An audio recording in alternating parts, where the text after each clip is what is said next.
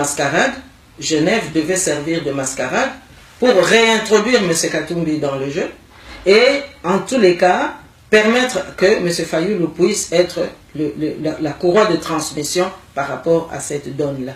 Donc ça, c'est l'état d'information que nous avons pu recueillir. Et nous avons même obtenu encore des précisions que dans tous ces modus operandi qui dérangent le peuple congolais, eh bien, la finalité, s'il n'y avait pas eu ces renoncements, c'est que parmi les intervenants de l'Union européenne qui se sont toujours mobilisés pour se mêler de nos histoires, de notre histoire aussi, eh bien, il y a la démarche de chercher à ce que l'Union européenne lève les sanctions et que finalement, ce qui devait se passer à Genève puisse servir de soubassement pour continuer avec les mêmes.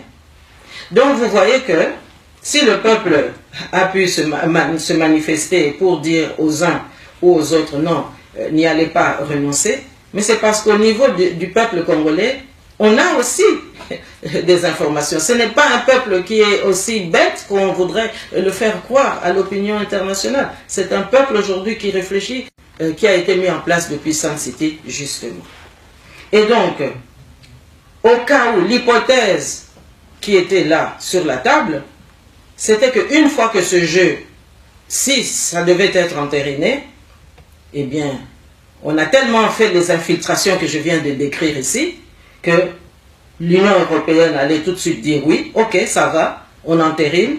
L'Union africaine, évidemment, vous savez qui est à la tête de l'Union africaine, et demain, l'OIF allait dire aussi, ah mais oui, tout ça c'est bon, et on allait assister à ce qu'on a vu en 2011, ah oui, l'ordre d'arrivée ne peut pas changer, M. Tshisekedi ne pourra pas avoir la primature ou être chef d'État, etc. Et donc on allait assister de nouveau à cette même rengaine que non, les choses se sont passées, oui, il y a eu quelques irrégularités, oh oui, mais non, oui. Donc, on allait encore soumettre le peuple congolais à ce jeu-là.